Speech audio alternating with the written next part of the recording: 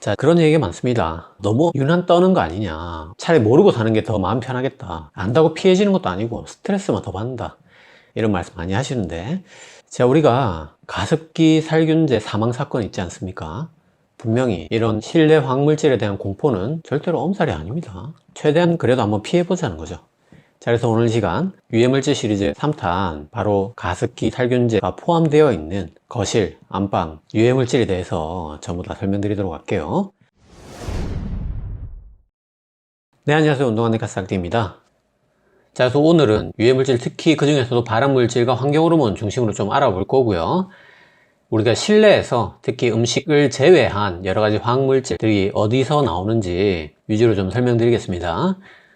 참고로 오늘 영상 크게 두 파트로 나눠서 설명을 좀 드릴 거고, 사실 메인은 요 두 번째라고 할 수 있겠습니다. 자, 첫 번째 플라스틱 섬유 만지는 것부터 보도록 할게요.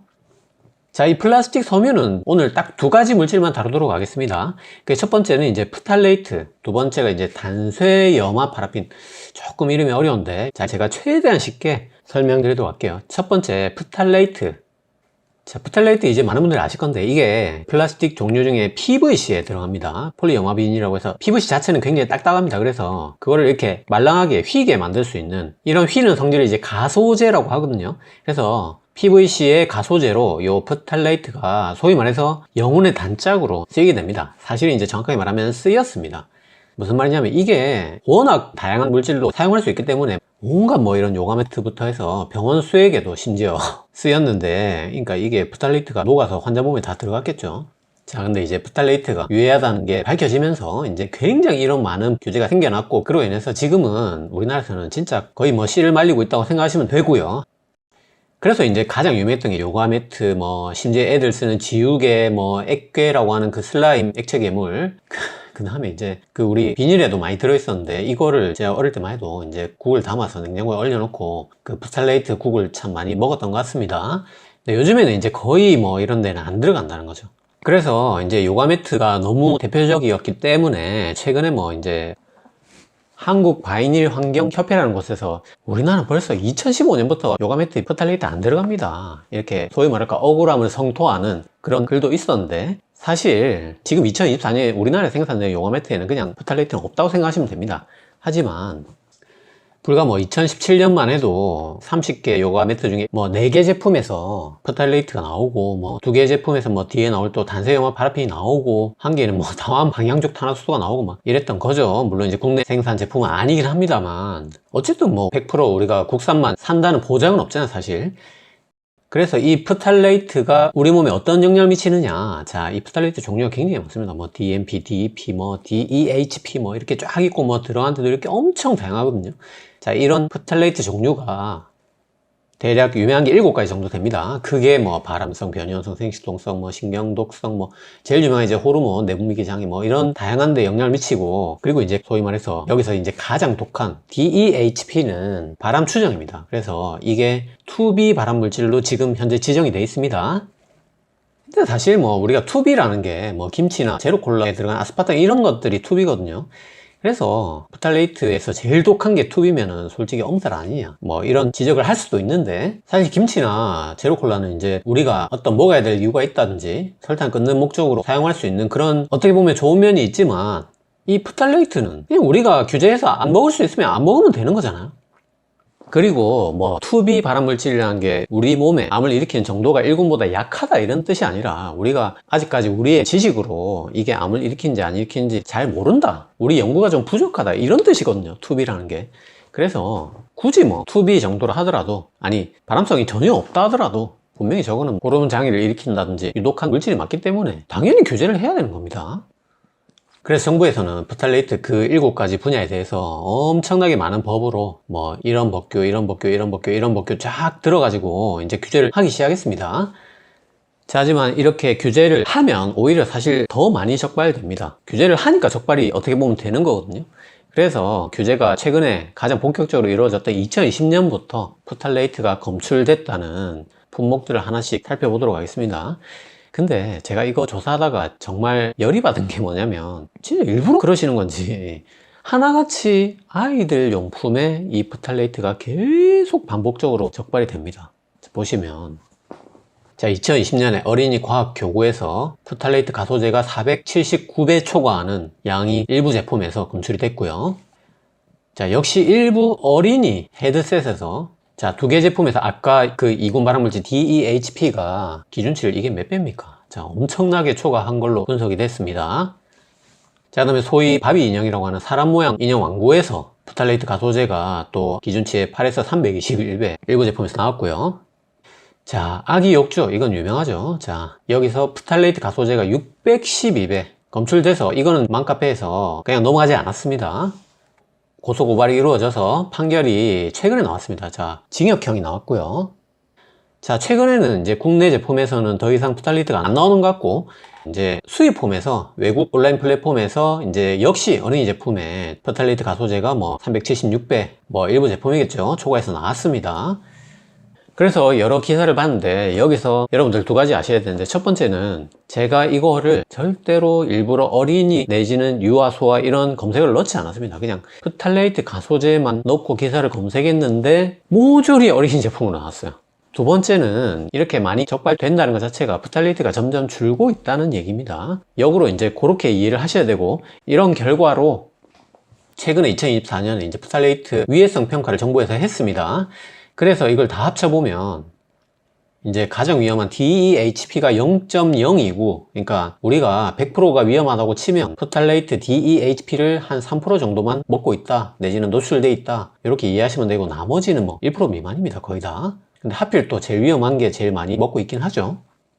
그래서 2020년에 비해서 2024년에 영유아는 한 80 정도 노출되던 게 31까지 줄었고, 성인은 이제 47 정도 노출되던 게 2까지 줄었어요. 그러니까 지금 이제 2024년에 성인들이 이 프탈레이트에 노출되는 거는 진짜 극히 희박하다 이렇게 생각하시면 되는데, 사실 우리가 문제가 아니라 참 애 키우는 입장에서 진짜 너무 화가 나는데 우리 애들이 문제입니다, 결국. 그래서 이게 물론 이제 몸무게당 노출량을 비교를 하니까 이제 성인보다 많은 거긴 하지만, 그걸 떠나서 아까 보셔서 아시겠지만 온통 애들 제품에만 그냥 프탈레이트가 들어있거든요. 자, 그래서 프탈레이트 정리하면 결국 유아 소아용품에서 많이 검출되기 때문에 특히 어린이용 플라스틱 제품은 여러분들 주의하셔야 된다, 그렇게 말씀드리고, 그 다음에 이제 국내 제품에는 거의 이제 규제로 사라졌기 때문에 이제 특히 PVC 제품 중에는 외국에서 수입된 걸 주의하자, 국산이 아닌지 살펴보자 말씀드리고, 이런 데서 우리가 주로 프탈레이트는 노출된다 요즘에는, 그렇게 생각하시면 되겠습니다. 그래서 결국 이제 PVC 종류의 이런 휘는 것들에는 이제 이런 프탈레이트 프리 또는 DEHP 프리 이런 마크가 붙어 있는가를 꼭 확인하고 사시는 게 좋고, 사실 이제 되도록이면 PVC보다는 요가 매트도 요즘에는 천연 고무나 아니면 NBR, 뭐 TP 이런 게 많거든요. 그러니까 이제 가능하면 이런 재질의 요가 매트를 고르시면 좋겠고요. 그 다음에 우리 소아용품으로는 아예 그냥 플라스틱 성분을 자제하는 게 좋을 것 같습니다.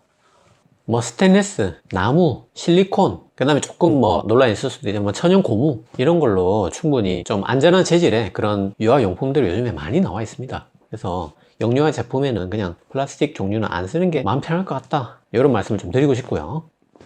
자, 그 다음에 요거가 오늘 프탈레이트에서 가장 중요한 핵심 내용이라 생각하시면 됩니다. 자, 오래된 거는 반드시 여러분 폐기하셔야 됩니다.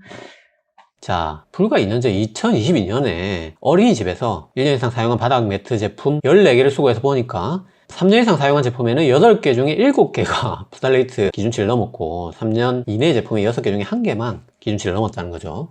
그래서 이게 두 가지 의미가 있습니다. 뭐냐면 3년이 넘었다는 거는 옛날 제품일 가능성이 많다는 거죠. 그래서 프탈레이트 규제가 덜 할 당시에 생산됐을 가능성이 한 가지가 있고, 두 번째는 이제 결국 이렇게 오래 쓰다 보면 특히 요가 매트 너무 잘 찢어지거든요. 이거 뭐 100% 다 찢어집니다. 그래서 이런 데서 이제 이걸 안전하게 만들어도 새 나올 수가 있다는 거죠.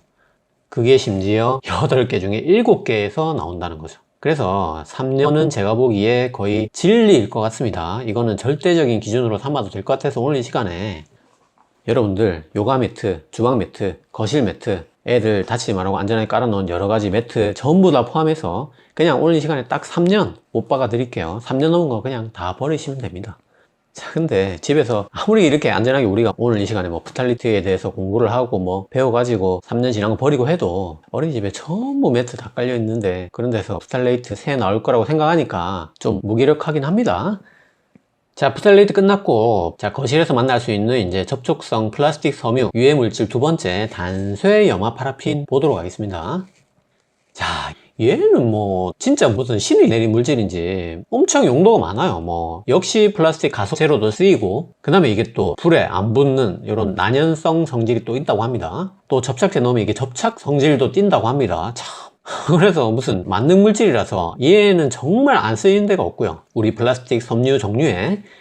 그래서 얘도 프탈레이트처럼 이제 투비 발암물질입니다. 그래서 뭐 동물 실험에서 뭐 간암, 신장암 이런 걸 일으키는 걸로 지금 추정하고 있고요. 그 다음에 이제 이런 걸 떠나서 역시 프탈레이트와 마찬가지로 내분비 교란, 우리 환경 호르몬입니다.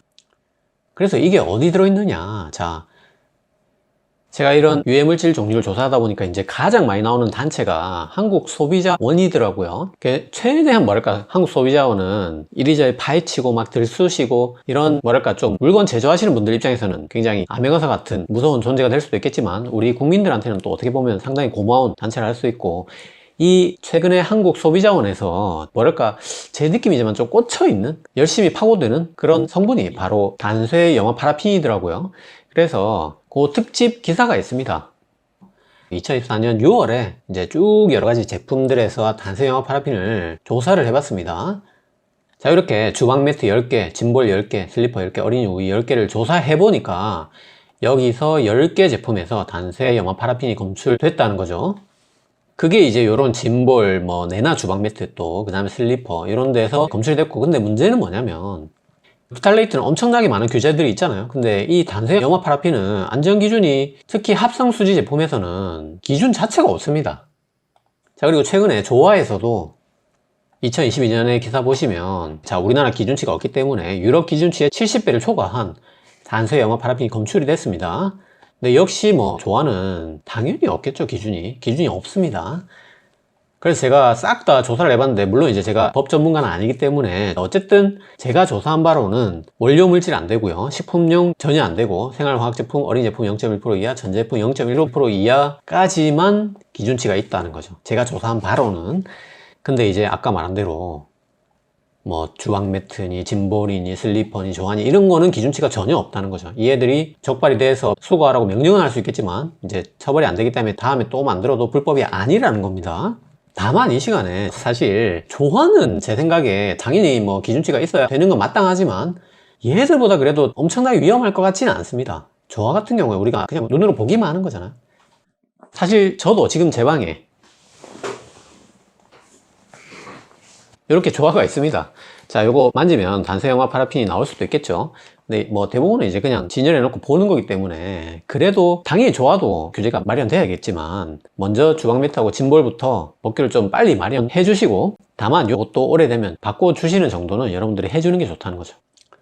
자, 그래서 단쇄 염화 파라핀 가장 뭐 확실한 방법은 오래된 거는 폐기하는 겁니다. 아까 말한 짐볼, 주방 매트, 슬리퍼, 조화 전부 다 그냥 오래되면 일단 교체를 하시고, 그리고 아이들은 어른들의 짐볼, 주방 매트, 슬리퍼는 제한하는 게 좋겠습니다. 왜냐면 그나마 우리나라에서 제가 조사한 바로는 어린이 제품에는 그래도 단쇄 염화 파라핀 규제 법규가 있긴 하거든요.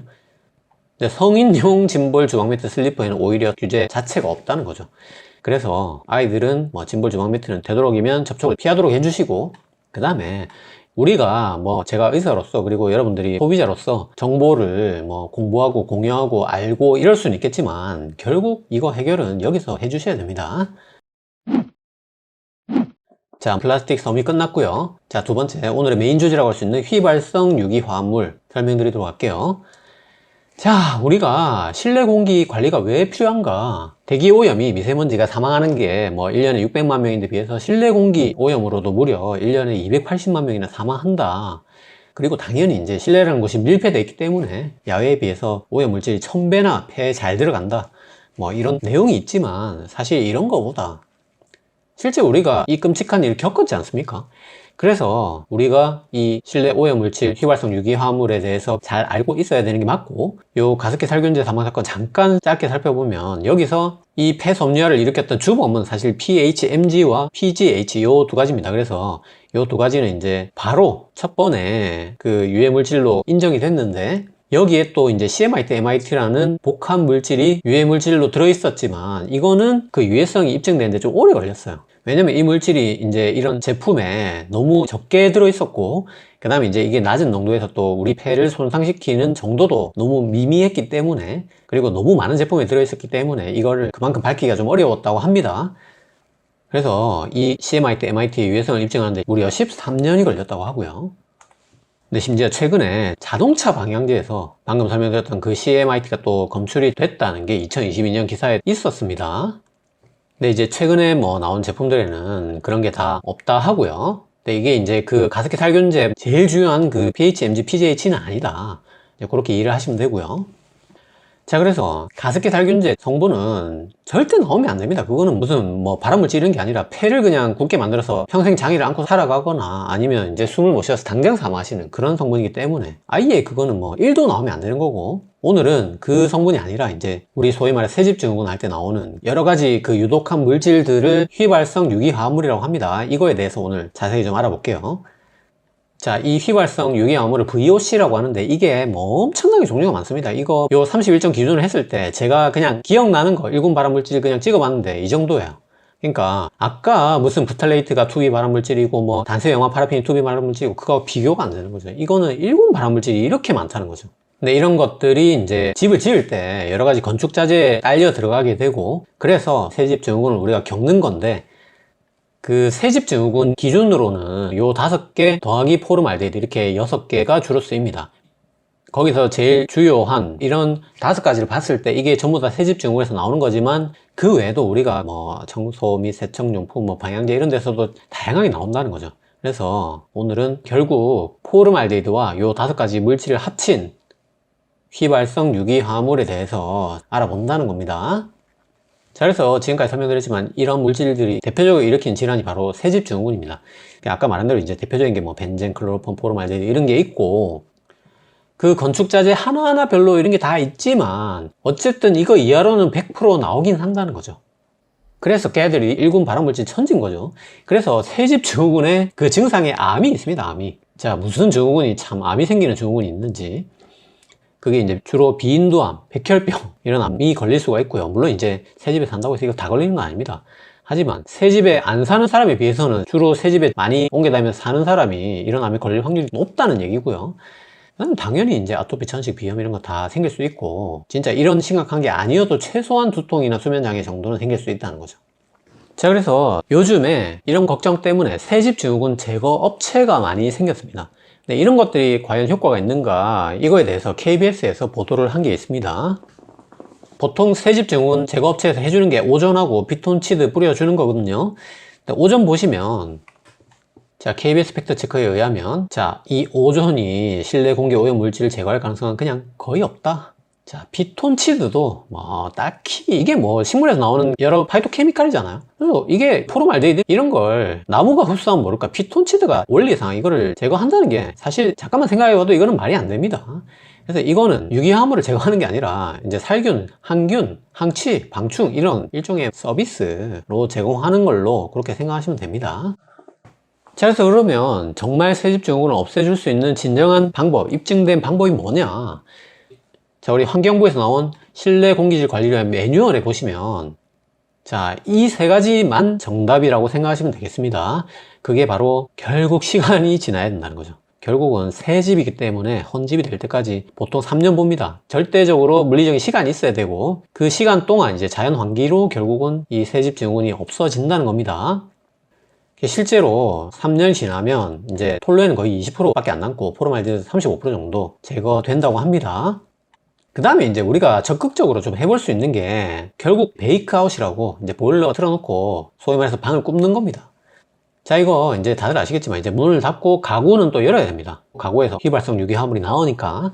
그래서 가구 다 열고 문은 닫고 33도에 38도로 보일러 설정하고 뭐 대여 시간에서 8시간까지 이렇게 유지를 쭉 해준 다음에 그 다음에 2시간 이상 문 열고 환기를 시킵니다. 이거를 5회까지 만약에 반복을 하게 되면 휘발성 유기화합물의 35에 71% 감소되고 포름알데히드도 50% 정도 줄어드는 게 LHC 시험 결과로 입증이 되어 있습니다. 그래서 이거는 확실히 입증되어 있는, 우리가 적극적으로 해볼 수 있는 새집증후군 관리할 수 있는 정답이 되겠고, 자, 그 다음에 마지막으로 입증된 방법이 결국 친환경 건축자재, 친환경 가구. 자, 뭐 저도 아파트에 살지만 우리가 아파트의 건축자재를 뭐 친환경으로 맞추기는 좀 어렵겠죠. 근데 최소한 가구라도 친환경으로 하는 게 좋다는 겁니다. 자, 실제로 이렇게 친환경 가구에서 총휘발성 유효화합물이 거의 뭐 바닥에 붙어가지고 지금 안 나오는 걸 알 수가 있습니다. 그래서 국립환경과학원의 연구를 보면 확실히 친환경 가구를 사는 게 이런 새집 증후군 내지는 유해물질로부터 우리를 지킬 수 있는 확실히 입증된 방법이라는 거죠. 그래서 여기 세 가지가 명백히 입증된 새집 증후군의 치료 방법이고, 그 다음에 네 번째로 식물이나 수치나 공기청정기 이런 게 어떤 보조적인 약간의 도움이 될 수 있고, 마지막 다섯 번째로 이제 제거 업체, 요 정도 순서로 효과가 있다고 생각하시면 되겠습니다. 그래서 결국 여러분들이 새집에 이사 갔을 때 세 가지는 반드시 기억하셔야 된다는 거죠. 자, 그래서 총휘발성 유기화합물의 대표 질환, 이 새집 증후군인 건 맞지만, 자, 나는 뭐 한 집에서 수십 년째 살고 있다, 정말 생활에서 우리가 총휘발성 유기화합물이 나오는 곳을 알려달라 하시면, 자, 요 세 가지가 우리가 직접적으로 총휘발성 유기화합물을 거실이나 실내에서 맞닥뜨리는 상황이 되겠고, 요거 외에 이제 3D 프린터가 뭐 이런 것들이 엄청나게 나오긴 합니다. 하지만 이게 이제 그렇게 대중적으로 널리 쓰이는 제품은 아니기 때문에 요거는 이제 다음에 기회가 되면 한번 다루기로 하고, 자, 그리고 요 조리흉은 또 제가 영상 한 편으로 굉장히 자세히 설명드려 놨기 때문에 꼭 그 영상 참조해 주시고, 그래서 자, 여기서 결국 오늘 이 시간에는 의복이랑 생활화학 제품 요 두 가지에 대해서 마지막으로 좀 자세히 설명드려 볼게요. 먼저 의복입니다. 자, 총휘발성 유해화물의 대표주자 1군 발암물질 포름알데히드가 우리 의복에 묻어 있을 수가 있습니다. 자, 수유 쿠션은 자, 2020년에 16종 수유 쿠션 중에서 4개 제품에서 휘발성 유기화합물이랑 포름알데히드 나온 적이 있어요. 일부 이런 게 옛날에 나왔었다, 그렇게 생각하시면 되고, 하지만 여기서 새 옷하고 드라이클리닝은 정말 그냥 일상적으로 나올 수 있습니다. 자, 왜 새 옷에 포름알데히드 들어있냐? 자, 우리가 새 옷을 살 때 주름이 져 있거나 곰팡이가 들어있거나 물이 빠져 있거나 이러면 당연히 안 삽니다, 이런 거는. 그래서 그런 걸 방지하기 위해서 이제 포름알데히드 들어있지만, 이제 깨끗하게 펴진 그 새 옷의 이면에는 이런 유독한 물질이 있을 수 있다는 거예요. 그 다음에 이제 드라이클리닝도 대부분 다 아시겠지만 여기에 이제 포름알데히드를 포함한 여러 가지 휘발성 유기화합물이 엄청나게 많이 들어 있습니다. 자, 그 휘발성 유기화합물질 중에서 드라이클리닝 해서 찾아왔을 때 제일 문제가 되는 게 이제 사염화 에틸렌이라고 있어요. 요거는 이제 웬만하면 나오게 되는데, 요게 이제 이군 발암물질이긴 한데 방광암을 일으킬 걸로 의심을 받고 있고요. 근데 이제 우리가 뭐 이거 잠깐 안 벗긴 거 가지고 된다기보다는 사실 이런 뭐 사염화 에틸렌이나 포름알데히드는 세탁소 사장님께서 훨씬 더 위험하고 중요하게 다뤄야 될 부분이긴 합니다. 하지만 우리가 굳이 안 벗기고 놔둘 이유는 없죠. 우리가 아무리 그 조금 뭐 노출된다고 해도 그거를 노출 당할 이유는 없습니다. 그래서 이제 다들 아시겠지만 드라이클리닝 한 옷은 반드시 최대한 빨리 벗기고 통풍이 잘 되는 곳에 걸어 놔야 됩니다. 자, 그 다음에 우리 옷장에 존벌레 생긴다고 나프탈렌을 점약으로 걸어두는 경우가 있는데, 자, 이게 투비 발암물질입니다. 자, 그래서 이러한 이유로 화장실에서는 이제 사용이 전면 금지됐습니다. 이게 수질오염을 시킨다 해서 2016년부터 벌써 이게 금지가 됐거든요. 근데 자, 우리 옷장에 걸어두는 좀약용으로는 이 나프탈렌이 2022년부터 완전 금지를 하려고 했는데 희한하게 2021년 말에 1년 연장하자 이러고 말아버렸어요. 그래서 제가 2023년부터는 그러면 전면 금지가 됐냐고 찾아보니까 도저히 후속 기사를 찾을 수가 없더라고요. 그리고 실제로 지금 온라인, 오프라인으로 나프탈렌 좀약을 살 수가 있습니다. 그러니까 대출이 안 된 게 맞는 거죠. 아, 이게 저만 이해가 안 되는 건지 모르겠는데, 여러분 고등학교 때 화학 시간에 다 배웠겠지만 나프탈렌이 옷장에 걸어두면 그게 고체에서 바로 기체로 바뀌면서 우리가 다 흡수를 하게 되거든요. 그래서 이거를 계속 마시게 되면 코에 들어가면 이제 후각신경 모세포종이 생길 수 있고, 폐로 들어가면 폐암이 생길 수가 있습니다. 이건 물론 이제 투비이기 때문에 입증된 건 아니긴 합니다. 하지만 이게 유해하다고 판단을 내렸으니까 분명히 화장실에서는 전면 금지를 시킨 거잖아요. 그리고 분명히 이게 유해하다고 판단을 했으니까 2022년부터 전면 금지를 하려고 했던 거잖아요. 근데 왜 이게 계속 팔고 있는 건지, 아니 정말 제가 오늘 이 시간에 최대한 그냥 과학적인 팩트, 사실 정보 위주로 설명을 드리려고 하고 있는데, 저거는 진짜 아무리 생각해도 이해가 안 되긴 합니다. 화장실은 안 되고 우리가 뭐 코로 마시는 건 다 괜찮다는 건지. 어쨌든 뭐 제가 할 수 있는 일은 정보를 전달하는 거에 그치는 거라고 생각합니다. 하지만 좀 최대한 우리가 유해한 물질은 애초에 판매를 할 수 없도록 그렇게 돼야 된다고 생각하고요. 자, 그래서 의복 관련해서 휘발성 유기화합물 총정리하면, 첫 번째, 새 옷은 사서 한번 세탁하시면 됩니다. 뭐 이거 아주 간단하고요. 두 번째, 드라이클리닝 맡겼다 찾아오시면 바로 비닐 벗기고 베란다에 공기 잘 통하는 곳에 3시간 이상 환기하시면 됩니다. 그 다음에 좀약은 이제 나프탈렌 종류는 사지 마시고 천연으로 라벤더 오일이나 뭐 삼나무 칩으로 또 해충을 퇴치하는 게 가능하다고 합니다.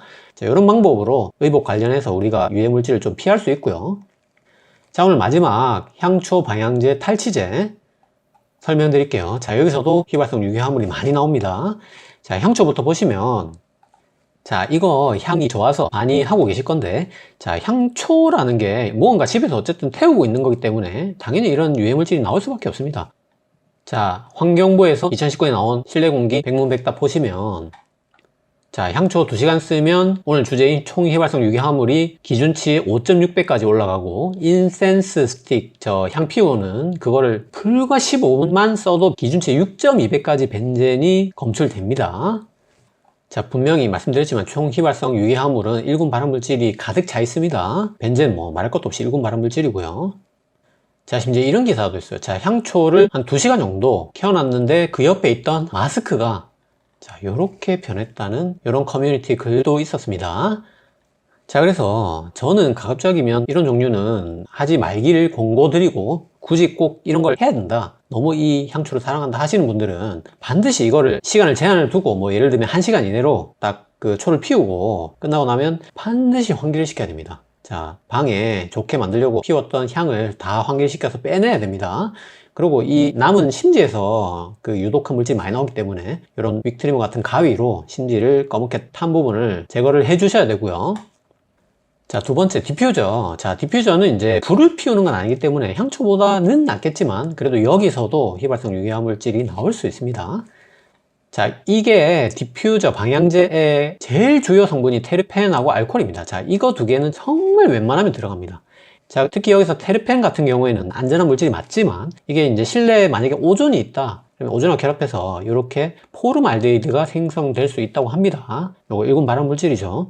자, 그 다음에 알코올 같은 경우에도 디퓨저에 웬만하면 다 들어있는데, 물론 술이 이제 당연히 1군 발암 물질이죠. 근데 그건 이제 술을 마셨을 때, 우리가 먹고 이제 간에서 뭐 해독하는 과정에서 1군 발암 물질인 거고, 이제 날리는 걸 마셨을 때 에탄올만 봤을 때는 1군 발암 물질로 볼 수는 없을 것 같아요. 하지만 에탄올도 반복적으로 마시게 되면 이제 호흡기 자극이나 두통, 뭐 천식 이런 거는 생길 수 있습니다. 그리고 이제 역시 디퓨저도 뭐 일부에서 또 프탈레이트가 나왔다는 기사가 있습니다. 자, 디퓨저 일부 제품에서 DEP라는 프탈레이트 종류가 검출되기도 했었고요. 이게 아까 말한 대로 환경 호르몬이잖아요. 그래서 충남대 연구에 의하면 쥐를 디퓨저에 계속 노출시켰더니 사춘기가 5일이나 빨리 왔다, 이런 실험 결과도 있었다고 합니다. 자, 마지막 탈취제. 자, 저는 이제 뭐 개인적으로 향초나 디퓨저는 선호하진 않지만, 이 탈취제는 제가 이거 정말 뭐랄까 좀 사랑하는 편인데, 좀 좋지 않은 냄새를 가리기 위해서.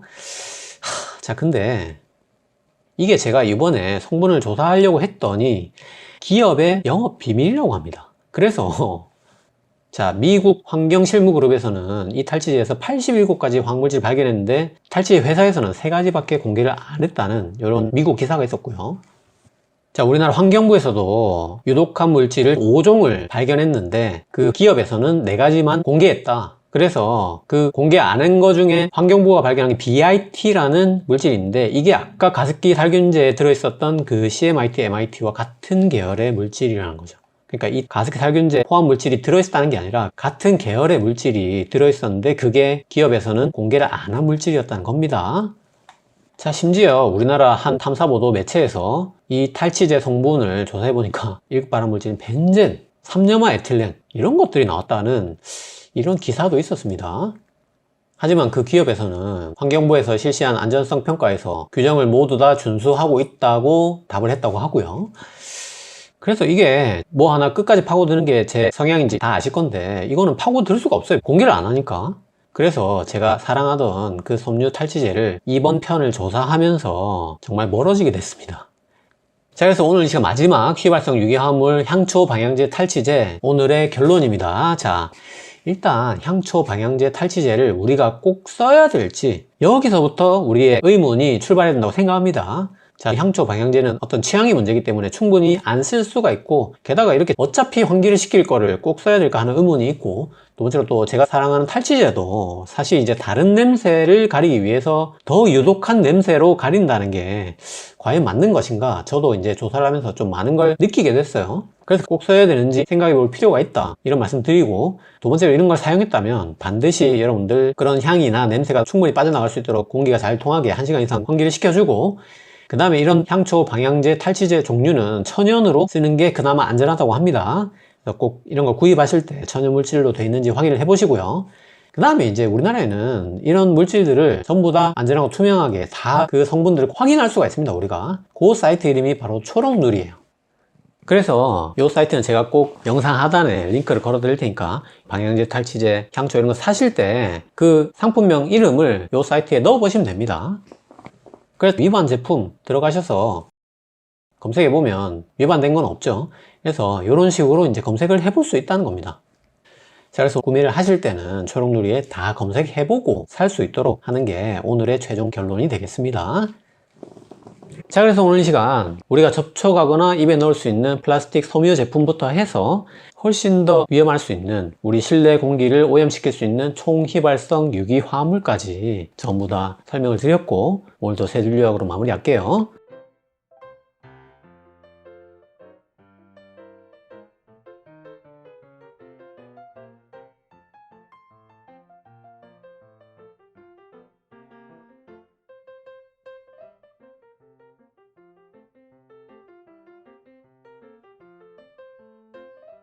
자, 오늘 영상 도움이 되셨나요? 도움이 되셨다면 구독은 여기, 관련 영상은 여기 봐주세요.